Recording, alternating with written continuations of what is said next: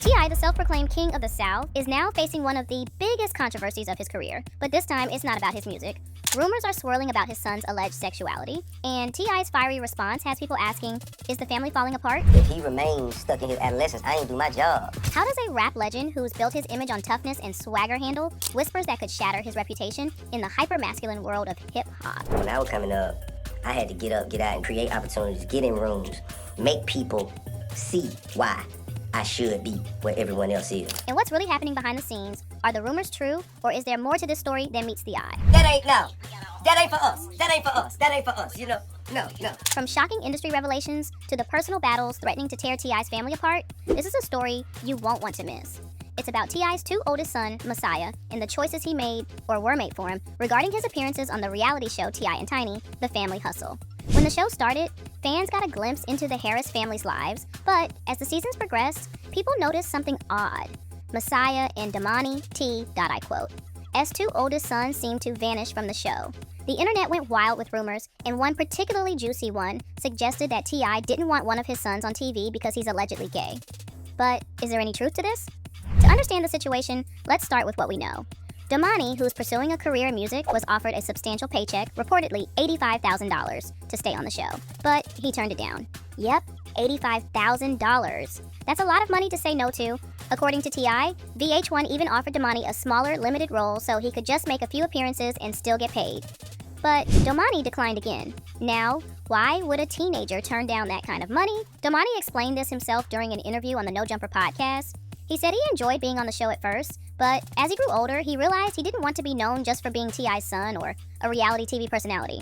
He wanted to focus on building his own career and identity. At the time, I was very excited. I wanted to watch do it. TV, so right, I get to be on TV. Exactly. Yeah. I get to be on TV, but then I started realizing that I cared more about how they know me. You know, so it was just time, you know, to just branch out and do my own thing, focus more on me. That makes a lot of sense. Damani's decision wasn't about any family drama or secrets. It was about wanting to carve out his own path.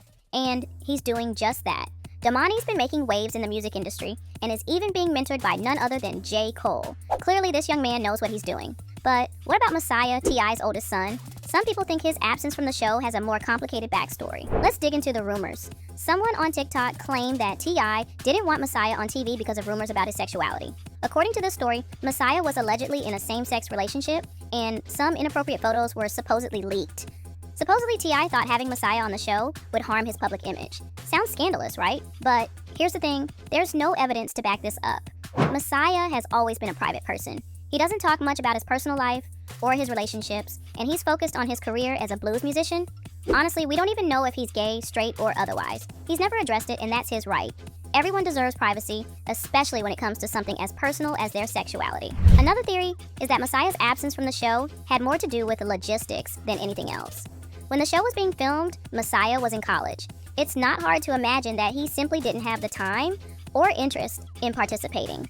College is a busy time for anyone, let alone someone trying to stay out of the limelight. I feel restricted being under my parents' roof for so long, you know? So I'm looking forward to having my own place because I'm ready to see what it has to offer. I just yearn for the experience. Now, let's address the bigger picture.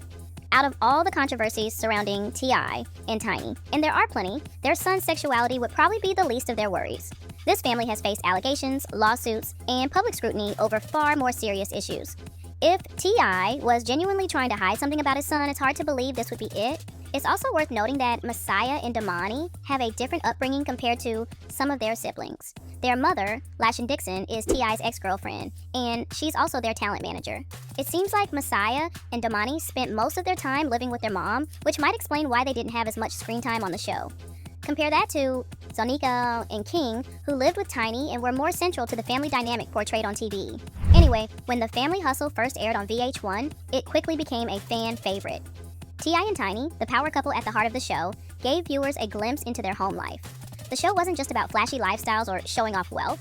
It highlighted family values, struggles, and the relatable ups and downs of marriage and parenting. Fans loved seeing the playful, loving dynamic between T.I. and Tiny, and their children brought a mix of humor, charm, and personality to the screen. Do any of you know why we're here? Kinda. A little bit. Let's go with the kinda. I'm gonna go with the kinda. From the get-go, the show felt genuine. It wasn't overly scripted or fake, like some reality TV can be. People felt like they were getting the real T.I. and Tiny, flaws and all. Viewers admired how the couple handled their issues openly, even when it came to rumors of infidelity or disagreements.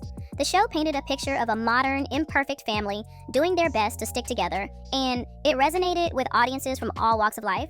But as successful as the show was in its early days, things started to shift. Over time, some key elements and people disappeared, leaving fans scratching their heads. For example, the lively dynamic between Tiny and her friend Shekinah Joe was a big part of the show's appeal. Shekinah was funny, outspoken, and brought a lot of energy to the episodes. So, when she suddenly stopped appearing, fans noticed. Rumors started swirling about a fallout between her and Tiny, but the show never addressed it directly. Then, there was the quiet exit of T.I.'s son Damani, a fan favorite. People loved watching his artistic and laid-back personality shine on screen. But when he left, fans felt the void. Contrast that with the departure of Messiah, another one of T.I.'s sons. Unlike Damani, Messiah's absence barely made a dent in public conversations. It was like he just vanished without anyone noticing. This led to speculation that there might have been more going on behind the scenes, especially when unverified rumors about his sexuality and personal life began circulating online. Everything changed when Sabrina Peterson, a former friend of T.I. and Tiny, came forward with serious allegations, igniting a firestorm that would redefine the couple's public image. On January 25, 2021, Peterson shocked social media by accusing T.I. of once holding her at gunpoint in front of her children during an altercation with one of his assistants. Your husband put a gun to my head after me looking out for you on several occasions. You are the better woman. You're the woman that's always somewhere crying. This assistant, Peterson claimed, treated Tiny like a slave, escalating the tension further. Though the post was later deleted, the allegations sparked an immediate reaction, particularly because of the severity of Peterson's accusations. Tiny wasted no time responding. On January 26, she shared a photo of T.I. with Peterson's son, captioning it with a dismissive rebuttal. "He was just uncle 2 years ago," she wrote, questioning the timing of Peterson's claims and urging her to stop harassing their family. Tiny's post shifted the narrative briefly, painting Peterson as a disgruntled former friend with questionable motives. However, Peterson wasn't backing down. 2 days later, Peterson escalated the situation by sharing a series of alleged direct messages from over 24 individuals. These messages painted a damning picture of T.I. and Tiny, accusing them of pressuring victims to take drugs, strip, and engage in acts against their will. Some victims reported losing consciousness and waking up with memory loss, indicating potential drug-facilitated assaults. What started as a personal accusation had now snowballed into a major scandal involving multiple alleged victims. By January 29th, T.I. and Tiny felt compelled to issue a public statement denying what they called the egregiously appalling allegations. They also addressed their history with Peterson, hinting at a decade-long conflict. T.I. took to Instagram to post an 8-minute video where he staunchly defended himself, claiming that anything he and his wife had ever done was consensual and involved adults who like what we like. His statement, however, did little to quell the growing outrage. The fallout was swift. On February 5th, MTV announced it was halting production on T.I. and Tiny, Friends and Family Hustle, citing the serious nature of the allegations. This move signaled that the scandal was no longer confined to social media chatter, but was now impacting the couple's professional lives. Days later, Peterson's lawyer, Tyrone A. Blackburn, sent letters to law enforcement in Georgia and California on behalf of 11 new accusers requesting criminal investigations. The accusations described disturbingly similar incidents of drugging and threats, some of which allegedly occurred over a decade. One particularly harrowing account involved a 17-year-old intern at T.I. in Tiny's studio in 2006. According to the letters, Tiny allegedly offered the teenager alcohol and pills, leading to her passing out. The victim claimed she woke up bleeding and in pain, and an associate of Tiny's allegedly gave her a morning after pill. These details added another layer of gravity to the unfolding scandal, drawing comparisons to other high-profile cases of alleged within the entertainment industry. By February 28th, the New York Times published an investigation supporting the claims of 5 accusers, corroborating their accounts with text messages and photos. This development lent credibility to the allegations and placed T.I. and Tiny under even greater scrutiny. Just a day later, Peterson filed a defamation lawsuit against the couple, claiming that their public denials and accusations of lying had damaged her reputation and business. As the months passed, the legal battle grew more complex. By May, the Los Angeles Police Department confirmed it was investigating the couple for and drugging, following a detailed police report filed in April. However, on May 18, the Las Vegas Police Department announced it had closed a case against T.I. and Tiny because the alleged incident occurred in 2010 outside the state's statute of limitations for SA. The couple maintained their innocence throughout, with T.I. even releasing a song, What It's Come To, in June 2021. In the fight, I reside like the money do. The chat wearing wise at the rendezvous. The music video included audio of Peterson allegedly offering to drop her defamation lawsuit in exchange for an apology.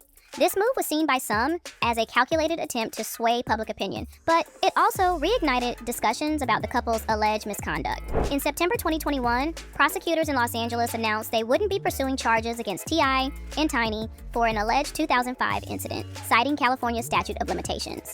Despite this, the controversy didn't disappear.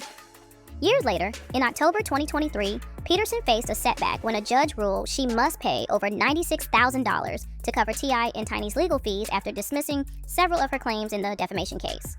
However, the case took another turn in January 2024 when an anonymous accuser filed a civil lawsuit under California's look-back law, which temporarily allows claims of to bypass statutes of limitations.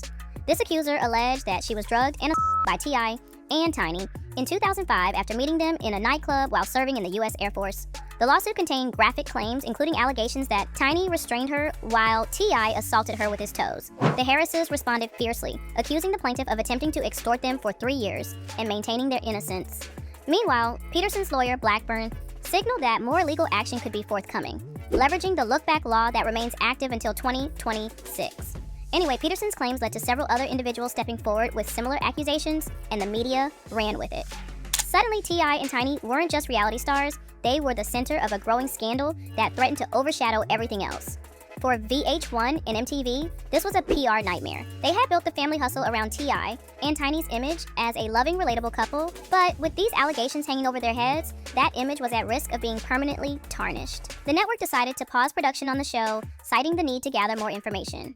At first, this seemed like a temporary move, a way to let things cool down while the truth came to light. However, as more accusations surfaced, it became clear that this wasn't going to be resolved anytime soon. The media frenzy only intensified, and VH1 decided to pull the plug on the family hustle entirely. It was a shocking decision for fans, especially since the show had just been renewed for another season. But from the network's perspective, it was the safest move. The decision to cancel the family hustle wasn't just about the allegations themselves.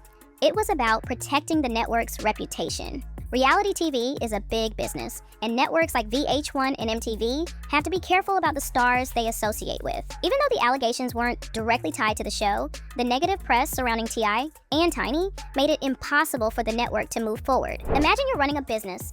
If one of your biggest projects suddenly becomes controversial and starts attracting bad publicity, you have to decide whether it's worth the risk to keep it going. For VH1, the answer was no. While the family hustle was popular, it wasn't their top-performing show. They likely weighed the costs and benefits and decided it wasn't worth jeopardizing their brand for a show that, while beloved by fans, wasn't bringing in record-breaking numbers. There's also the issue of timing. The show had been running for 6 seasons, and interest had started to wane. Early seasons were fresh and engaging, but by the later seasons, some fans felt the storylines were getting repetitive. T.I. and Tiny's marital struggles, which had been a compelling part of the show, became more of a distraction. Rumors of infidelity and drama took center stage, overshadowing the family-focused narrative that made the show so successful in the first place. For T.I. and Tiny, the cancellation of their show was a major blow. They had used the family hustle as a platform to showcase their family and promote their other ventures. Losing the show didn't just mean losing a paycheck, it meant losing a way to control their narrative and connect with their fans. T.I. publicly criticized VH1 for their decision, arguing that the allegations were unproven and that canceling the show was unfair. He expressed frustration that the network didn't give them a chance to clear their names before pulling the plug. But from the network's perspective, the decision was less about guilt or innocence and more about minimizing risk. The allegations also had a broader impact on T.I. and Tiny's careers. While they continue to work on music and other projects, the scandal has cast a shadow over their public image. Fans who once admired their openness and authenticity now view them with skepticism. Meanwhile, for T.I. and his son, the public will undoubtedly keep watching